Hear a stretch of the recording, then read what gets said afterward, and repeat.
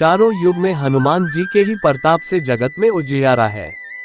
हनुमान जी को छोड़कर और किसी देवी देवता में चित धरने की कोई आवश्यकता नहीं है। द्वंद्व में जीने वाले का हनुमान जी कभी सहयोग नहीं करते हैं। इस कलयुग में भी हनुमान जी हमारे बीच इस धरती पर सशरीर मौजूद हैं।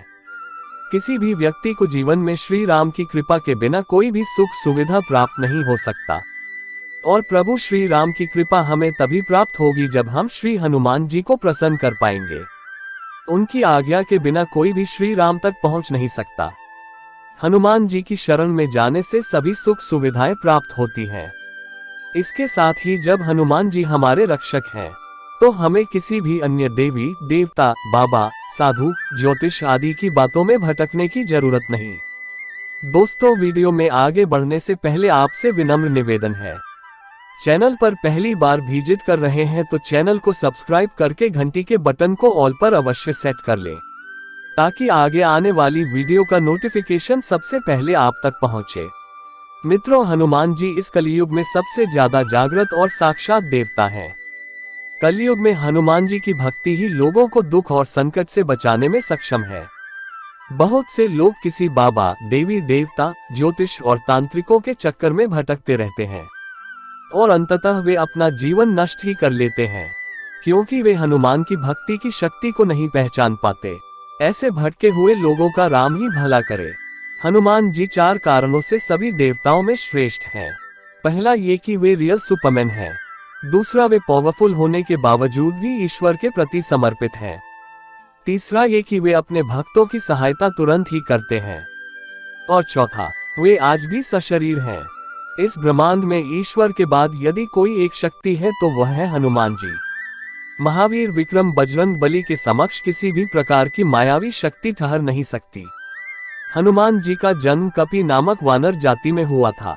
नए शोध अनुसार प्रभु श्री राम का जन्म 10 जनवरी 5114 वर्ष ईसा पूर्व अयोध्या में हुआ था। श्री राम जी के जन्म के लगभग 7830 वर्ष पूर्व हनुमान जी का जन्म हुआ था।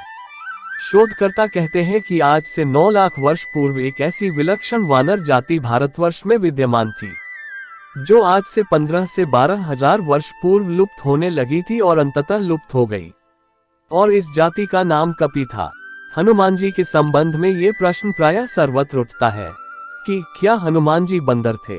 इसके लिए कुछ लोग रामायण आदि ग्रंथों में लिखे हनुमान जी और उनके सजातीय बांधव सुग्रीव, अंगद आदि के नाम के साथ वानर, कपि, शाखामृग, प्लवंगम आदि विशेषण पढ़कर उनके बंदर प्रजाति का होने का उदाहरण देते हैं। ये भी कहा जाता है कि उनकी पुच्छक, लांगूल, बाल्धी और लाम से लंका दहन का प्रत्यक्ष चमत्कार इसका प्रमाण है। सभी जगह सपूछ प्रतिमाएं देखकर उनके पशु या बंदर जैसा होना सिद्ध होता है। रामायण में वाल्मीकि जी ने जहां उन्हें विशिष्ट पंडित, राजनीति में धुरंधर और वीर शिरोमणि प्रकट किया है, वहीं उनको लोमश और पुच्छधारी भी शतश प्रमाणों में व्यक्त किया है। दरअसल आज से 9 लाख वर्ष पूर्व मानवों की एक ऐसी जाति थी जो मुख और पूंछ से वानर समान नजर आती थी, लेकिन उस जाति की बुद्धिमत्ता और शक्ति मानवों से कहीं ज्यादा थी। अब वह जाति भारत में तो दुर्भाग्यवश विनष्ट हो गई, परंतु बाली द्वीप में अब भी पुच्छधारी जंगली मनुष्यों का अस्तित्व विद्यमान है, जिनकी पूंछ प्रायः 6 इंच के लगभग अवशिष्ट रह गई है। ये सभी पुरातत्ववेत्ता अनुसंधायक एकमत से स्वीकार करते हैं कि पुरातनकालीन बहुत से प्राणियों की नस्ल अब सर्वथा समाप्त हो चुकी है। हनुमान जी की माता का नाम अंजना है, जो अपने पूर्व जन्म में एक अप्सरा थी। हनुमान जी के पिता का नाम केसरी है, जो वानर जाति के थे। माता पिता के कारण हनुमान जी को आंजनेय और केसरी नंदन कहा जाता है। केसरी जी को कपिराज कहा जाता था, क्योंकि वे वानरों की कपि नाम की जाति से थे। केसरी जी कपि क्षेत्र के राजा थे। कपिस्थल कुरु साम्राज्य का एक प्रमुख भाग था। हरियाणा का कैथल पहले करनाल जिले का भाग था। ये कैथल ही पहले कपिस्थल था। कुछ लोग मानते हैं कि यही हनुमान जी का जन्म स्थान है। गुजरात के डांग जिले के आदिवासियों की मान्यता अनुसार डांग जिले के अंजना पर्वत में स्थित अंजनी गुफा में ही हनुमान जी का जन्म हुआ था। वहीं कुछ लोग मानते हैं कि हनुमान जी का जन्म झारखंड राज्य के गुमला जिला मुख्यालय से 20 किलोमीटर दूर आंजन नामक गांव की एक गुफा में हुआ था। वहीं कुछ अलग मान्यताओं के अनुसार पंपासरोवर अथवा पंपासर होसपेट तालुका मैसूर का एक पौराणिक स्थान है। हम्पी के निकट बसे हुए ग्राम अनेगुंदी को रामायण कालीन किष्किंधा माना जाता है। तुंगभद्रा नदी को पार करने पर अनेगुंदी जाते समय मुख्य मार्ग से कुछ हटकर बाईं और पश्चिम दिशा में पंपासरोवर स्थित है। यहाँ स्थित पर्वत पर एक गुफा भी है जिसे राम भक्तनी शबरी के नाम पर शबरी गुफा कहते हैं। इसी के निकट शबरी के गुरु मतन ऋषि के नाम पर प्रसिद्ध मतन वन था। हम्पी में ऋषिमुख के राम मंदिर के पास स्थित पहाड़ी आज भी मतन पर्वत के नाम से जानी जाती है। कहते हैं कि मतन ऋषि के आश्रम में ही हनुमान जी का जन्म हुआ था। मतंग नाम की आदिवासी जाति से हनुमान जी का गहरा संबंध रहा है, जिसका खुलासा हम वीडियो में आगे करेंगे। हनुमान जी इस कलयुग के अंत तक अपने शरीर में ही रहेंगे। वे आज भी धरती पर विचरण करते हैं। हनुमान जी को धर्म की रक्षा के लिए अमरता का वरदान मिला था। इस वरदान के कारण आज भी हनुमान जी जीवित हैं और वे भगवान के भक्तों तथा धर्म की रक्षा में लगे हुए हैं। जब कल की रूप में भगवान विष्णु अवतार लेंगे तब हनुमान, परशुराम, अश्वत्थामा, कृपाचार्य, विश्वामित्र, विभीषण और राजा बलि सार्वजनिक रूप से प्रकट हो जाएंगे। कलयुग में श्री राम का नाम लेने वाले और हनुमान जी की भक्ति करने वाले ही सुरक्षित रह सकते हैं। हनुमान जी अपार बलशाली और वीर हैं और उनका कोई सानी नहीं है। धर्म की स्थापना और रक्षा का कार्य 4 लोगों के हाथों में है, दुर्गा, भैरव, हनुमान और कृष्ण। लंका विजय कर अयोध्या लौटने पर जब श्री राम उन्हें युद्ध में सहायता देने वाले विभीषण, सुग्रीव, अंगद आदि को कृतज्ञता स्वरूप उपहार देते हैं तो हनुमान जी श्री राम से याचना करते हैं, हे वीर श्री राम, इस पृथ्वी पर जब तक राम कथा प्रचलित रहे तब तक निस्संदेह मेरे प्राण इस शरीर में बसे रहें। इस पर श्री राम उन्हें आशीर्वाद देते हैं, हे कपिश्रेष्ठ, ऐसा ही होगा, इसमें संदेह नहीं है। संसार में मेरी कथा जब तक प्रचलित रहेगी तब तक तुम्हारी कीर्ति अमिट रहेगी और तुम्हारे शरीर में प्राण भी रहेंगे ही। जब तक ये लोग बने रहेंगे तब तक मेरी कथाएं भी स्थिर रहेंगी। त्रेतायुग में तो पवन पुत्र हनुमान ने केसरी नंदन के रूप में जन्म लिया और वे राम के भक्त बनकर उनके साथ छाया की तरह रहे। वाल्मीकि रामायण में हनुमान जी के संपूर्ण चरित्र का उल्लेख मिलता है। द्वापर युग में हनुमान जी भीम की परीक्षा लेते हैं। इसका बड़ा ही सुंदर प्रसंग है। महाभारत में प्रसंग है कि भीम उनकी पूंछ को मार्ग से हटाने के लिए कहते हैं तो हनुमान जी कहते हैं कि तुम ही हटा लो, लेकिन भीम अपनी पूरी ताकत लगाकर भी उनकी पूंछ नहीं हटा पाते हैं। इस तरह एक बार हनुमान जी के माध्यम से श्री कृष्ण अपनी पत्नी सत्यभामा, सुदर्शन चक्र और गरुड़ की शक्ति के अभिमान का मान मर्दन करते हैं। यदि मनुष्य पूर्ण श्रद्धा और विश्वास से हनुमान जी का आश्रय ग्रहण कर ले तो फिर तुलसीदास जी की भांति उसे भी हनुमान और राम दर्शन होने में देर नहीं लगेगी। कलियुग में भी हनुमान जी ने अपने भक्तों को उनके होने का आभास कराया है। ये वचन हनुमान जी ने ही तुलसीदास जी से कहे थे। चित्रकूट के घाट पे भई संतन के भीड़, तुलसीदास चंदन घिसे तिलक देत रघुबीर। हनुमान जी कलियुग में गंधमादन पर्वत पर निवास करते हैं, ऐसा श्रीमद् भागवत पुराण में वर्णन आता है। उल्लेखनीय है कि अपने अज्ञातवास के समय हिमवंत पार करके पांडव गंधमादन के पास पहुंचे थे। एक बार भीम सहस्त्रदल कमल लेने के लिए गंधमादन पर्वत के वन में पहुंच गए थे, जहां उन्होंने हनुमान को लेते देखा और फिर हनुमान ने भीम का घमंड चूर कर दिया था। कलियुग में जहां कहीं भी भगवान श्री राम की कथा, कीर्तन इत्यादि होते हैं, वहां हनुमान जी गुप्त रूप से विराजमान रहते हैं। सीता जी के वचनों के अनुसार अजर अमर गुण निधि सुत हो, करहु बहुत रघुनायक छो। गंधमादन पर्वत का उल्लेख कई पौराणिक हिंदू धर्म ग्रंथों में हुआ है। महाभारत की पुरा कथाओं में भी गंधमादन पर्वत का वर्णन प्रमुखता से आता है।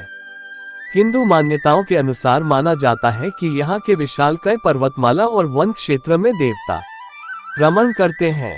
पर्वतों में श्रेष्ठ इस पर्वत पर कश्यप ऋषि ने भी तपस्या की थी। गंधमादन पर्वत के शिखर पर किसी भी वाहन से नहीं पहुंचा जा सकता। गंधमादन में ऋषि, सिद्ध, चारण, विद्याधर, देवता, गंधर्व, अप्सराएं और किन्नर निवास करते हैं। वे सब यहाँ निर्भीक विचरण करते हैं। इसी नाम से एक और पर्वत रामेश्वरम के पास भी स्थित है, जहां से हनुमान जी ने समुद्र पार करने के लिए छलांग लगाई थी। लेकिन हम उस पर्वत की बात नहीं कर रहे हैं। हम बात कर रहे हैं हिमालय के कैलाश पर्वत के उत्तर में स्थित गंधमादन पर्वत की। ये पर्वत कुबेर के राज्य क्षेत्र में था। सुमेरु पर्वत की चारों दिशाओं में स्थित गजदंत पर्वतों में से एक को उस काल में गंधमादन पर्वत कहा जाता था। आज ये क्षेत्र तिब्बत के इलाके में है। पुराणों के अनुसार जम्बूद्वीप के इलावृत खंड और भद्राश्व खंड के बीच में गंधमादन पर्वत कहा गया है, जो अपने सुगंधित वनों के लिए प्रसिद्ध था। इस क्षेत्र में 2 रास्तों से जाया जा सकता है। पहला नेपाल के रास्ते मानसरोवर से आगे और दूसरा भूटान की पहाड़ियों से आगे, और तीसरा अरुणाचल के रास्ते चीन होते हुए। संभवतः महाभारत काल में अर्जुन ने असम के एक तीर्थ में जब हनुमान जी से भेंट की थी, तो हनुमान जी भूटान या अरुणाचल के रास्ते ही असम तीर्थ में आए होंगे।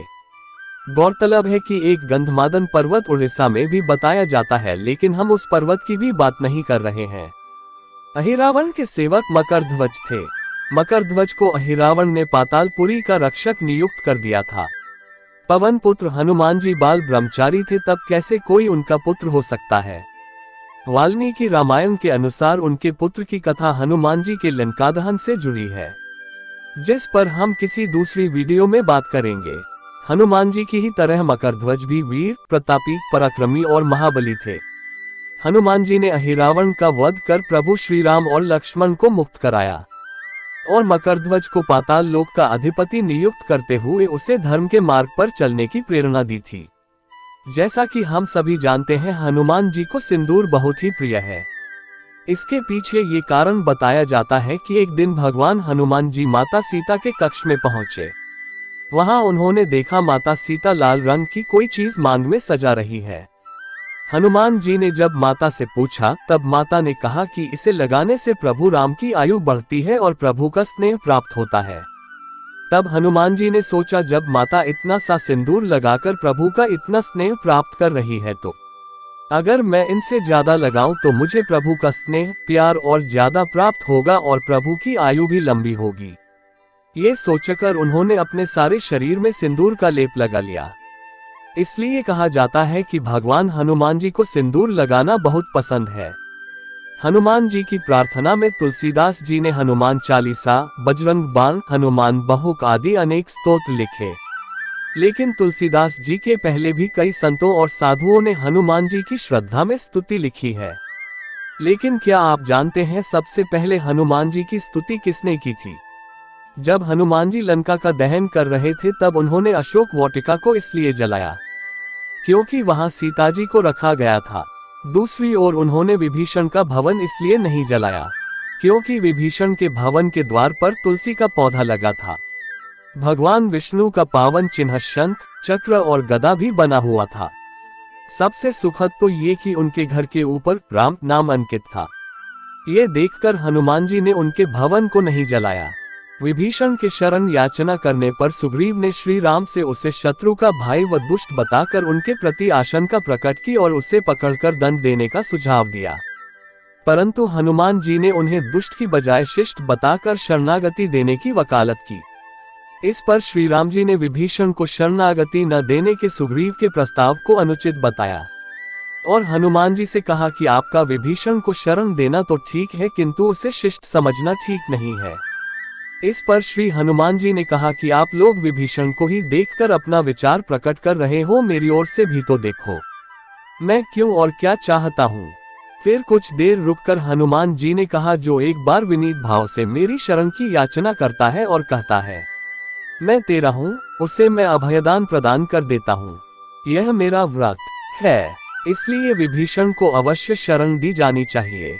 इंद्रादि देवताओं के बाद धरती पर सर्वप्रथम विभीषण ने ही हनुमान जी की शरण लेकर उनकी स्तुति की थी। विभीषण को भी हनुमान जी की तरह चिरंजीवी होने का वरदान मिला है। वे भी आज सशरीर जीवित हैं। विभीषण ने हनुमान जी की स्तुति में एक बहुत ही अद्भुत और अचूक स्तोत्र की रचना की है। विभीषण द्वारा रचित इस स्तोत्र को हनुमान वडवानल स्तोत्र कहते हैं। सब सुख लहे तुम्हारी सरना, तुम रक्षक काहू को डरना। हनुमान जी ने सबसे पहले सुग्रीव को बाली से बचाया और सुग्रीव को श्री राम से मिलाया। फिर उन्होंने विभीषण को रावण से बचाया और उनको राम से मिलाया। हनुमान जी की कृपा से ही दोनों को भयमुक्त जीवन और राजपद मिला। इसी तरह हनुमान जी ने अपने जीवन में कई राक्षसों और साधु संतों को भयमुक्त और जीवन मुक्त किया है। क्या आपने कभी सुना है कि हनुमान जी का विवाह भी हुआ था? आज तक ये बात लोगों से छिपी रही, क्योंकि लोग हिंदू शास्त्र नहीं पढ़ते और जो पंडित या आचार्य शास्त्र पढ़ते हैं वे ऐसी बातों का जिक्र नहीं करते हैं। लेकिन आज हम आपको बता रहे हैं हनुमान जी का एक ऐसा सच जिसको जानकर आप हैरान रह जाएंगे। आंध्र प्रदेश के खम्मम जिले में एक ऐसा ही मंदिर विद्यमान है जो प्रमाण है हनुमान जी के विवाह का। इस मंदिर में हनुमान जी की प्रतिमा के साथ उनकी पत्नी की प्रतिमा भी विराजमान है। इस मंदिर के दर्शन करने के लिए दूर दूर से लोग आते हैं। माना जाता है कि हनुमान जी के उनकी पत्नी के साथ दर्शन करने के बाद पति पत्नी के बीच चल रहे सारे विवाद समाप्त हो जाते हैं। उनके दर्शन के बाद जो भी विवाद की शुरुआत करता है उसका बुरा होता है। हनुमान जी की पत्नी का नाम सुवर्चला था। वैसे तो हनुमान जी बाल ब्रह्मचारी हैं और आज भी वे ब्रह्मचर्य के व्रत में ही हैं। विवाह करने का मतलब यह नहीं कि वे ब्रह्मचारी नहीं रहे। कहा जाता है कि पराशर संहिता में हनुमान जी का किसी खास परिस्थिति में विवाह होने का जिक्र है। कुछ विशेष परिस्थितियों के कारण ही बजरंग बली को सुवर्चला के साथ विवाह बंधन में बंधना पड़ा। इस संबंध में एक कथा है कि हनुमान जी ने भगवान सूर्य को अपना गुरु बनाया था। हनुमान जी भगवान सूर्य से अपनी शिक्षा ग्रहण कर रहे थे। सूर्य कहीं रुक नहीं सकते थे, इसलिए हनुमान जी को सारा दिन भगवान सूर्य के रथ के साथ साथ उड़ना पड़ता था और भगवान सूर्य उन्हें तरह तरह की विद्याओं का ज्ञान देते थे। लेकिन हनुमान जी को ज्ञान देते समय सूर्य के सामने एक दिन धर्म संकट खड़ा हो गया। कुल 9 तरह की विद्याओं में से हनुमान जी को उनके गुरु ने 5 तरह की विद्याएं तो सिखा दी, लेकिन बची 4 तरह की विद्याएं और ज्ञान ऐसे थे जो केवल किसी विवाहित को ही सिखाए जा सकते थे। हनुमान जी पूरी शिक्षा लेने का प्रण कर चुके थे और इससे कम पर वे मानने को राजी नहीं थे। इधर भगवान सूर्य के सामने संकट था कि वे धर्म के अनुशासन के कारण किसी अविवाहित को कुछ विशेष विद्याएं नहीं सिखा सकते थे। ऐसी स्थिति में सूर्यदेव ने हनुमान जी को विवाह करने की सलाह दी। अपने प्रण को पूरा करने के लिए हनुमान जी ने विवाह करने की सोची, लेकिन हनुमान जी के लिए वधू कौन हो और कहां से वह मिलेगी, इसे लेकर सभी सोच में पड़ गए। ऐसे में सूर्यदेव ने अपनी परम तपस्वी और तेजस्वी पुत्री सुवर्चला को हनुमान जी के साथ शादी के लिए तैयार कर लिया। इसके बाद हनुमान जी ने अपनी शिक्षा पूर्ण की और सुवर्चला सदा के लिए तपस्यारत हो गई। इस तरह हनुमान जी भले ही शादी के बंधन में बंध गए हो, लेकिन शारीरिक रूप से वे आज भी एक ब्रह्मचारी ही हैं। एक वेबसाइट का दावा है कि प्रत्येक 41 साल बाद हनुमान जी श्रीलंका के जंगलों में प्राचीन काल से रह रहे आदिवासियों से मिलने के लिए आते हैं।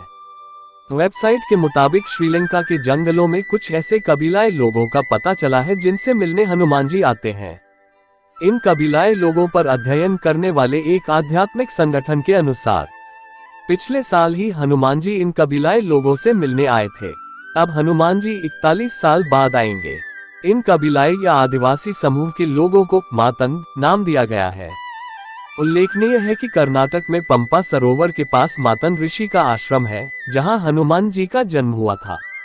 वेबसाइट ने दावा किया है कि 27 मई 2014 को हनुमान जी श्रीलंका में मातन के साथ थे। वेबसाइट के अनुसार कबीले का इतिहास रामायण काल से जुड़ा है।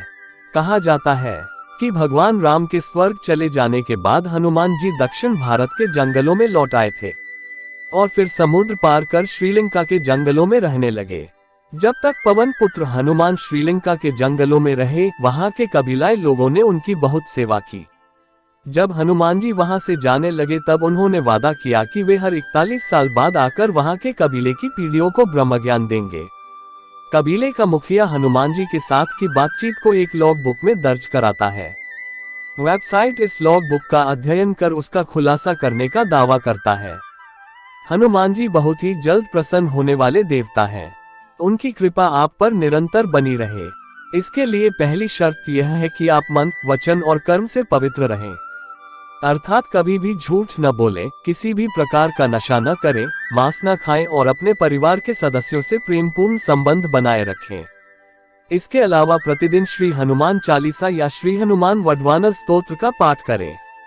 मंगलवार और शनिवार के दिन हनुमान जी को चोला चढ़ाएं। हनुमान जयंती या महीने के किसी भी मंगलवार के दिन सुबह उठकर स्नान कर साफ कपड़े पहने। एक लोटा जल लेकर हनुमान जी के मंदिर में जाएं और उस जल से हनुमान जी की मूर्ति को स्नान कराएं। पहले दिन एक दाना साबुत उड़द का हनुमान जी के सिर पर रखकर 11 परिक्रमा करें और मन ही मन अपनी मनोकामना हनुमान जी को कहें। फिर वह उड़द का दाना लेकर घर लौट आए तथा उसे अलग रख दें। दूसरे दिन से एक एक उड़द का दाना रोज बढ़ाते रहें तथा लगातार यही प्रक्रिया करते रहें। 41 दिन 41 दाने रखने के बाद 42वें दिन से एक एक दाना कम करते रहें। जैसे 42वें दिन 40, 43वें दिन 39 और 81वें दिन एक दाना। 81वें दिन का यह अनुष्ठान पूर्ण होने पर उसी दिन रात में श्री हनुमान जी स्वप्न में दर्शन देकर साधक को मनोकामना पूर्ति का आशीर्वाद देते हैं। इस पूरी विधि के दौरान जितने भी उड़द के दाने आपने हनुमान जी को चढ़ाए हैं उन्हें नदी में प्रवाहित कर दें। उम्मीद करता हूँ वीडियो में दी गई जानकारी आपको पसंद आया होगा। तो कमेंट में चारों युग में हनुमान जी के ही प्रताप से जगत में उजियारा है।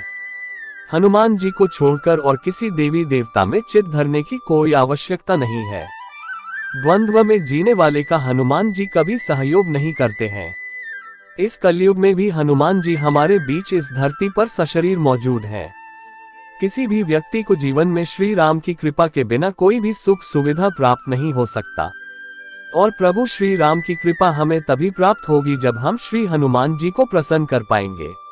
उनकी आज्ञा के बिना कोई भी श्री राम तक पहुंच नहीं सकता। हनुमान जी की शरण में जाने से सभी सुख सुविधाएं प्राप्त होती हैं। इसके साथ ही जब हनुमान जी हमारे रक्षक हैं तो हमें किसी भी अन्य देवी देवता, बाबा, साधु, ज्योतिष आदि की बातों में भटकने की जरूरत नहीं। दोस्तों, वीडियो में आगे बढ़ने से पहले आपसे विनम्र निवेदन है, चैनल पर पहली बार विजिट कर रहे हैं तो चैनल को सब्सक्राइब करके घंटी के बटन को ऑल पर अवश्य सेट कर लें ताकि आगे आने वाली वीडियो का नोटिफिकेशन सबसे पहले आप तक पहुंचे। मित्रों, हनुमान जी इस कलयुग में सबसे ज्यादा जागृत और साक्षात देवता हैं। कलयुग में हनुमान जी की भक्ति ही लोगों को दुख और संकट से बचाने में सक्षम है। बहुत से लोग किसी बाबा, देवी देवता, ज्योतिष और तांत्रिकों के चक्कर में भटकते रहते हैं और अंततः वे अपना जीवन नष्ट ही कर लेते हैं क्योंकि वे हनुमान की भक्ति की शक्ति को नहीं पहचान पाते। ऐसे भटके हुए लोगों का राम ही भला करे। हनुमान जी 4 कारणों से सभी देवताओं में श्रेष्ठ हैं। पहला ये कि वे रियल सुपरमैन हैं। दूसरा, वे पावरफुल होने के बावजूद भी ईश्वर के प्रति समर्पित हैं। तीसरा ये कि वे अपने भक्तों की सहायता तुरंत ही करते हैं। और चौथा, वे आज भी सशरीर हैं। इस ब्रह्मांड में ईश्वर के बाद यदि कोई एक शक्ति है तो वह है हनुमान जी। महावीर, विक्रम, बजरंग बली के समक्ष किसी भी प्रकार की मायावी शक्ति ठहर नहीं सकती। हनुमान जी का जन्म कपि नामक वानर जाति में हुआ था। नए शोध अनुसार प्रभु श्री राम का जन्म 10 जनवरी 5114 वर्ष ईसा पूर्व अयोध्या में हुआ था। श्री राम जी के जन्म के लगभग 7830 वर्ष पूर्व हनुमान जी का जन्म हुआ था। शोधकर्ता कहते हैं कि आज से 9 लाख वर्ष पूर्व एक ऐसी विलक्षण वानर जाति भारतवर्ष में विद्यमान थी जो आज से 15 से 12 हजार वर्ष पूर्व लुप्त होने लगी थी और अंततः लुप्त हो गई, और इस जाति का नाम कपि था। हनुमान जी के संबंध में ये प्रश्न प्रायः सर्वत्र उठता है कि क्या हनुमान जी बंदर थे। इसके लिए कुछ लोग रामायण आदि ग्रंथों में लिखे हनुमान जी और उनके सजातीय बांधव सुग्रीव, अंगद आदि के नाम के साथ वानर, कपि, शाखामृग, प्लवंगम आदि विशेषण पढ़कर उनके बंदर प्रजाति का होने का उदाहरण देते हैं। ये भी कहा जाता है कि उनकी पुच्छ, लांगूल, बाल्धी और लाम से लंका दहन का प्रत्यक्ष चमत्कार इसका प्रमाण है। सभी जगह सपूछ प्रतिमाएं देखकर उनके पशु या बंदर जैसा होना सिद्ध होता है। रामायण में वाल्मीकि जी ने जहां उन्हें विशिष्ट पंडित, राजनीति में धुरंधर और वीर शिरोमणि प्रकट किया है, वहीं उनको लोमश और पुच्छधारी भी शतश प्रमाणों में व्यक्त किया है। दरअसल आज से 9 लाख वर्ष पूर्व मानवों की एक ऐसी जाति थी जो मुख और पूंछ से वानर समान नजर आती थी, लेकिन उस जाति की बुद्धिमत्ता और शक्ति मानवों से कहीं ज्यादा थी। अब वह जाति भारत में तो दुर्भाग्यवश विनष्ट हो गई, परंतु बाली द्वीप में अब भी पुच्छधारी जंगली मनुष्यों का अस्तित्व विद्यमान है, जिनकी पूंछ प्रायः 6 इंच के लगभग अवशिष्ट रह गई है। ये सभी पुरातत्ववेत्ता अनुसंधायक एकमत से स्वीकार करते हैं कि पुरातनकालीन बहुत से प्राणियों की नस्ल अब सर्वथा समाप्त हो चुकी है। हनुमान जी की माता का नाम अंजना है, जो अपने पूर्व जन्म में एक अप्सरा थी। हनुमान जी के पिता का नाम केसरी है, जो वानर जाति के थे। माता पिता के कारण हनुमान जी को आंजनेय और केसरी नंदन कहा जाता है। केसरी जी को कपिराज कहा जाता था, क्योंकि वे वानरों की कपि नाम की जाति से थे। केसरी जी कपि क्षेत्र के राजा थे। कपिस्थल कुरु साम्राज्य का एक प्रमुख भाग था। हरियाणा का कैथल पहले करनाल जिले का भाग था। ये कैथल ही पहले कपिस्थल था। कुछ लोग मानते हैं कि यही हनुमान जी का जन्म स्थान है। गुजरात के डांग जिले के आदिवासियों की मान्यता अनुसार डांग जिले के अंजना पर्वत में स्थित अंजनी गुफा में ही हनुमान जी का जन्म हुआ था। वहीं कुछ लोग मानते हैं कि हनुमान जी का जन्म झारखंड राज्य के गुमला जिला मुख्यालय से 20 किलोमीटर दूर आंजन नामक गांव की एक गुफा में हुआ था। वहीं कुछ अलग मान्यताओं के अनुसार पंपा सरोवर अथवा पंपासर होसपेट तालुका मैसूर का एक पौराणिक स्थान है।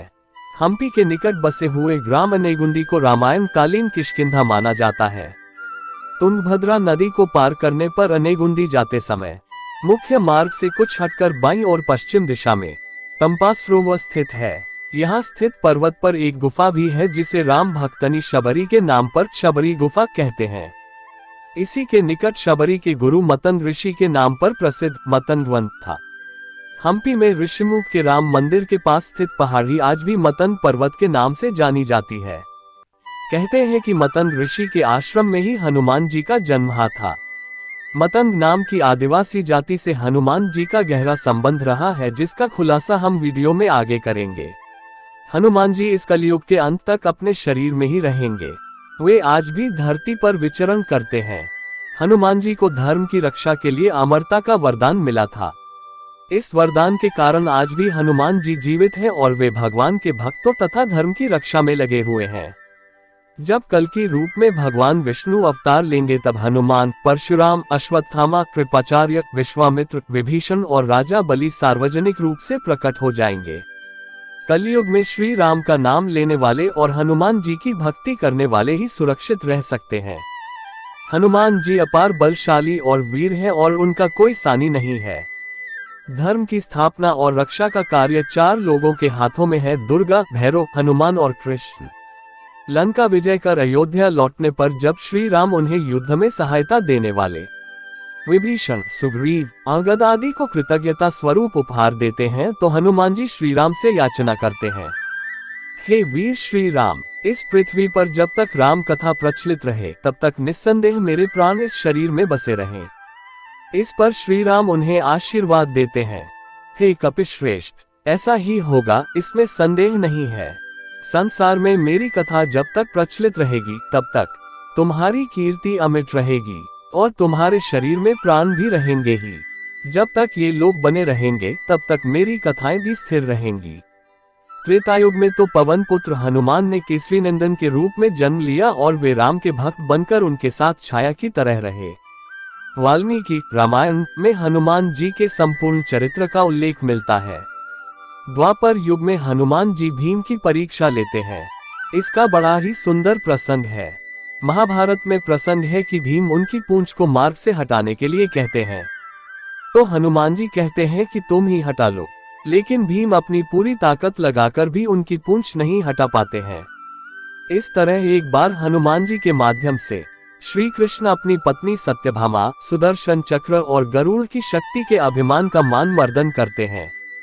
यदि मनुष्य पूर्ण श्रद्धा और विश्वास से हनुमान जी का आश्रय ग्रहण कर ले तो फिर तुलसीदास जी की भांति उसे भी हनुमान और राम दर्शन होने में देर नहीं लगेगी। कलियुग में भी हनुमान जी ने अपने भक्तों को उनके होने का आभास कराया है। ये वचन हनुमान जी ने ही तुलसीदास जी से कहे थे। चित्रकूट के घाट पे भई संतन के भीड़, तुलसीदास चंदन घिसे तिलक देत रघुबीर। हनुमान जी कलियुग में गंधमादन पर्वत पर निवास करते हैं, ऐसा श्रीमद् भागवत पुराण में वर्णन आता है। उल्लेखनीय है कि अपने अज्ञातवास के समय हिमवंत पार करके पांडव गंधमादन के पास पहुंचे थे। एक बार भीम सहस्त्रदल कमल लेने के लिए गंधमादन पर्वत के वन में पहुंच गए थे, जहां उन्होंने हनुमान को लेटे देखा और फिर हनुमान ने भीम का घमंड चूर कर दिया था। कलियुग में जहां कहीं भी भगवान श्री राम की कथा कीर्तन इत्यादि होते हैं, वहां हनुमान जी गुप्त रूप से विराजमान रहते हैं।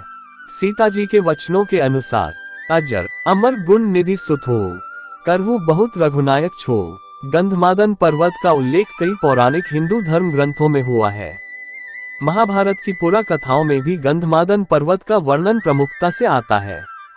हिंदू मान्यताओं के अनुसार माना जाता है कि यहाँ के विशालकाय पर्वतमाला और वन क्षेत्र में देवता रमण करते हैं।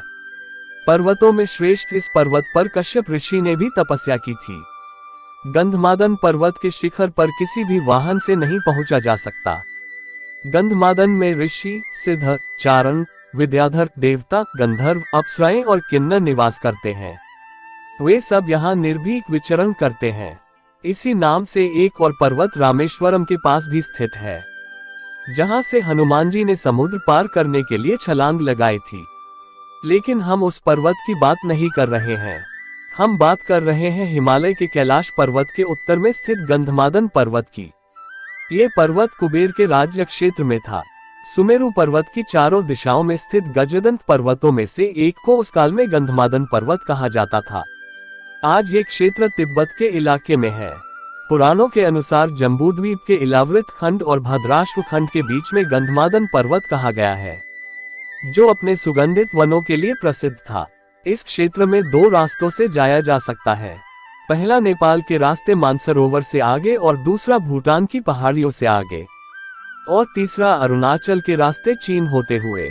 संभवतः महाभारत काल में अर्जुन ने असम के एक तीर्थ में जब हनुमान जी से भेंट की थी, तो हनुमान जी भूटान या अरुणाचल के रास्ते ही असम तीर्थ में आए होंगे। गौरतलब है कि एक गंधमादन पर्वत उड़ीसा में भी बताया जाता है, लेकिन हम उस पर्वत की भी बात नहीं कर रहे हैं। अहिरावण के सेवक मकरध्वज थे। मकरध्वज को अहिरावण ने पातालपुरी का रक्षक नियुक्त कर दिया था। पवन पुत्र हनुमान जी बाल ब्रह्मचारी थे, तब कैसे कोई उनका पुत्र हो सकता है। वाल्मीकि रामायण के अनुसार उनके पुत्र की कथा हनुमान जी के लंका दहन से जुड़ी है, जिस पर हम किसी दूसरी वीडियो में बात करेंगे। हनुमान जी की ही तरह मकरध्वज भी वीर, प्रतापी, पराक्रमी और महाबली थे। हनुमान जी ने अहिरावण का वध कर प्रभु श्री राम और लक्ष्मण को मुक्त कराया और मकरध्वज को पाताल लोक का अधिपति नियुक्त करते हुए उसे धर्म के मार्ग पर चलने की प्रेरणा दी थी। जैसा कि हम सभी जानते हैं, हनुमान जी को सिंदूर बहुत ही प्रिय है। इसके पीछे ये कारण बताया जाता है कि एक दिन भगवान हनुमान जी माता सीता के कक्ष में पहुंचे। वहां उन्होंने देखा माता सीता लाल रंग की कोई चीज मांग में सजा रही है। हनुमान जी ने जब माता से पूछा, तब माता ने कहा कि इसे लगाने से प्रभु राम की आयु बढ़ती है और प्रभु का स्नेह प्राप्त होता है। तब हनुमान जी ने सोचा, जब माता इतना सा सिंदूर लगाकर प्रभु का इतना स्नेह प्राप्त कर रही है, तो अगर मैं इनसे ज्यादा लगाऊं तो मुझे प्रभु का स्नेह प्यार और ज्यादा प्राप्त होगा और प्रभु की आयु भी लंबी होगी।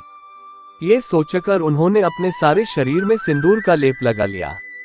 इसलिए कहा जाता है कि भगवान हनुमान जी को सिंदूर लगाना बहुत पसंद है। हनुमान जी की प्रार्थना में तुलसीदास जी ने हनुमान चालीसा, बजरंग बाण, हनुमान बहुक आदि अनेक स्तोत्र लिखे। लेकिन तुलसीदास जी के पहले भी कई संतों और साधुओं ने हनुमान जी की श्रद्धा में स्तुति लिखी है। लेकिन क्या आप जानते हैं सबसे पहले हनुमान जी की स्तुति किसने की थी? जब हनुमान जी लंका का दहन कर रहे थे, तब उन्होंने अशोक वाटिका को इसलिए जलाया क्योंकि वहां सीता जी को रखा गया था। दूसरी ओर उन्होंने विभीषण का भवन इसलिए नहीं जलाया क्योंकि विभीषण के भवन के द्वार पर तुलसी का पौधा लगा था। भगवान विष्णु का पावन चिन्ह शंख, चक्र और गदा भी बना हुआ था। सबसे सुखद तो ये कि उनके घर के ऊपर राम नाम अंकित था। ये देखकर हनुमान जी ने उनके भवन को नहीं जलाया। विभीषण के शरण याचना करने पर सुग्रीव ने श्री राम से उसे शत्रु का भाई व दुष्ट बताकर उनके प्रति आशंका प्रकट की और उसे पकड़कर दंड देने का सुझाव दिया, परंतु हनुमान जी ने उन्हें दुष्ट की बजाय शिष्ट बताकर शरणागति देने की वकालत की। इस पर श्री राम जी ने विभीषण को शरणागति न देने के सुग्रीव के प्रस्ताव को अनुचित बताया और हनुमान जी से कहा कि आपका विभीषण को शरण देना तो ठीक है, किंतु उसे शिष्ट समझना ठीक नहीं है। इस पर श्री हनुमान जी ने कहा कि आप लोग विभीषण को ही देखकर अपना विचार प्रकट कर रहे हो, मेरी ओर से भी तो देखो मैं क्यों और क्या चाहता हूँ। फिर कुछ देर रुककर हनुमान जी ने कहा, जो एक बार विनीत भाव से मेरी शरण की याचना करता है और कहता है मैं तेरा हूँ, उसे मैं अभयदान प्रदान कर देता हूँ। यह मेरा व्रत है, इसलिए विभीषण को अवश्य शरण दी जानी चाहिए। इंद्रादि देवताओं के बाद धरती पर सर्वप्रथम विभीषण ने ही हनुमान जी की शरण लेकर उनकी स्तुति की थी। विभीषण को भी हनुमान जी की तरह चिरंजीवी होने का वरदान मिला है। वे भी आज सशरीर जीवित हैं। विभीषण ने हनुमान जी की स्तुति में एक बहुत ही अद्भुत और अचूक स्तोत्र की रचना की है। विभीषण द्वारा रचित इस स्तोत्र को हनुमान वडवानल स्तोत्र कहते हैं।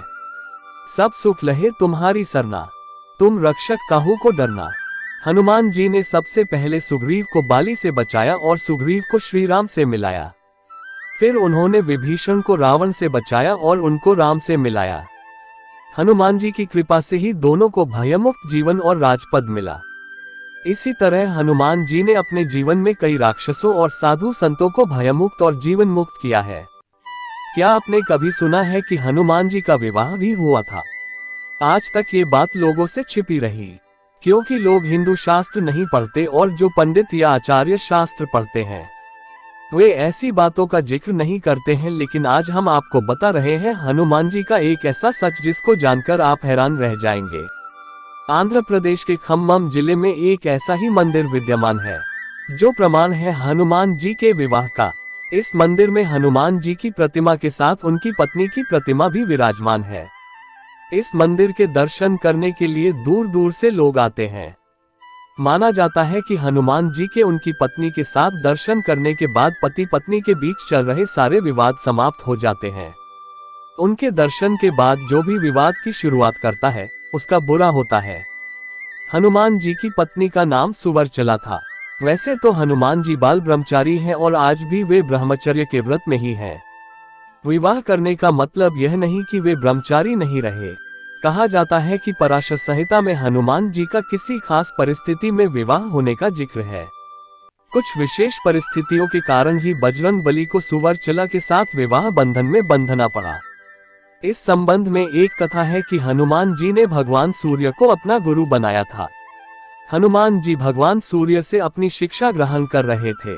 सूर्य कहीं रुक नहीं सकते थे, इसलिए हनुमान जी को सारा दिन भगवान सूर्य के रथ के साथ साथ उड़ना पड़ता था और भगवान सूर्य उन्हें तरह तरह की विद्याओं का ज्ञान देते थे। लेकिन हनुमान जी को ज्ञान देते समय सूर्य के सामने एक दिन धर्म संकट खड़ा हो गया। कुल 9 तरह की विद्याओं में से हनुमान जी को उनके गुरु ने 5 तरह की विद्याएं तो सिखा दी, लेकिन बची 4 तरह की विद्याएं और ज्ञान ऐसे थे जो केवल किसी विवाहित को ही सिखाए जा सकते थे। हनुमान जी पूरी शिक्षा लेने का प्रण कर चुके थे और इससे कम पर वे मानने को राजी नहीं थे। इधर भगवान सूर्य के सामने संकट था कि वे धर्म के अनुशासन के कारण किसी अविवाहित को कुछ विशेष विद्याएं नहीं सिखा सकते थे। ऐसी स्थिति में सूर्यदेव ने हनुमान जी को विवाह करने की सलाह दी। अपने प्रण को पूरा करने के लिए हनुमान जी ने विवाह करने की सोची, लेकिन हनुमान जी के लिए वधू कौन हो और कहां से वह मिलेगी, इसे लेकर सभी सोच में पड़ गए। ऐसे में सूर्यदेव ने अपनी परम तपस्वी और तेजस्वी पुत्री सुवर्चला को हनुमान जी के साथ शादी के लिए तैयार कर लिया। इसके बाद हनुमान जी ने अपनी शिक्षा पूर्ण की और सुवर्चला सदा के लिए तपस्यारत हो गई। इस तरह हनुमान जी भले ही शादी के बंधन में बंध गए हो, लेकिन शारीरिक रूप से वे आज भी एक ब्रह्मचारी ही हैं। एक वेबसाइट का दावा है कि प्रत्येक 41 साल बाद हनुमान जी श्रीलंका के जंगलों में प्राचीन काल से रह रहे आदिवासियों से मिलने के लिए आते हैं। वेबसाइट के मुताबिक श्रीलंका के जंगलों में कुछ ऐसे कबीलाए लोगों का पता चला है जिनसे मिलने हनुमान जी आते हैं। इन कबीलाए लोगों पर अध्ययन करने वाले एक आध्यात्मिक संगठन के अनुसार पिछले साल ही हनुमान जी इन कबीलाए लोगों से मिलने आए थे। अब हनुमान जी 41 साल बाद आएंगे। इन कबीलाई या आदिवासी समूह के लोगों को मातंग नाम दिया गया है। उल्लेखनीय है कि कर्नाटक में पंपा सरोवर के पास मातंग ऋषि का आश्रम है, जहां हनुमान जी का जन्म हुआ था। वेबसाइट ने दावा किया है कि 27 मई 2014 को हनुमान जी श्रीलंका में मातन के साथ थे। वेबसाइट के अनुसार कबीले का इतिहास रामायण काल से जुड़ा है। कहा जाता है कि भगवान राम के स्वर्ग चले जाने के बाद हनुमान जी दक्षिण भारत के जंगलों में लौट आए थे और फिर समुद्र पार कर श्रीलंका के जंगलों में रहने लगे। जब तक पवन पुत्र हनुमान श्रीलंका के जंगलों में रहे, वहां के कबीलाई लोगों ने उनकी बहुत सेवा की। जब हनुमान जी वहां से जाने लगे तब उन्होंने वादा किया कि वे हर 41 साल बाद आकर वहां के कबीले की पीढ़ियों को ब्रह्म ज्ञान देंगे। कबीले का मुखिया हनुमान जी के साथ की बातचीत को एक लॉग बुक में दर्ज कराता है। वेबसाइट इस लॉग बुक का अध्ययन कर उसका खुलासा करने का दावा करता है। हनुमान जी बहुत ही जल्द प्रसन्न होने वाले देवता हैं। उनकी कृपा आप पर निरंतर बनी रहे। इसके लिए पहली शर्त यह है कि आप मन, वचन और कर्म से पवित्र रहें। अर्थात कभी भी झूठ न बोलें, किसी भी प्रकार का नशा न करें, मांस न खाएं और अपने परिवार के सदस्यों से प्रेमपूर्ण संबंध बनाए रखें। इसके अलावा प्रतिदिन श्री हनुमान चालीसा या श्री हनुमान वडवानल स्तोत्र का पाठ करें। मंगलवार और शनिवार के दिन हनुमान जी को चोला चढ़ाएं। हनुमान जयंती या महीने के किसी भी मंगलवार के दिन सुबह उठकर स्नान कर साफ कपड़े पहने। एक लोटा जल लेकर हनुमान जी के मंदिर में जाएं और उस जल से हनुमान जी की मूर्ति को स्नान कराएं। पहले दिन एक दाना साबुत उड़द का हनुमान जी के सिर पर रखकर 11 परिक्रमा करें और मन ही मन अपनी मनोकामना हनुमान जी को कहें। फिर वह उड़द का दाना लेकर घर लौट आए तथा उसे अलग रख दें। दूसरे दिन से एक एक उड़द का दाना रोज बढ़ाते रहें तथा लगातार यही प्रक्रिया करते रहें। 41 दिन 41 दाने रखने के बाद 42वें दिन से एक एक दाना कम करते रहें। जैसे 42वें दिन 40, 43वें दिन 39 और 81वें दिन एक दाना।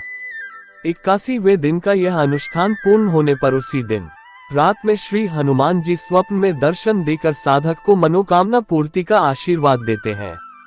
इस पूरी विधि के दौरान जितने भी उड़द के दाने आपने हनुमान जी को चढ़ाए हैं, उन्हें नदी में प्रवाहित कर दें। उम्मीद करता हूँ वीडियो में दी गई जानकारी आपको पसंद आया होगा। तो कमेंट में जय श्री राम अवश्य लिखें। धन्यवाद।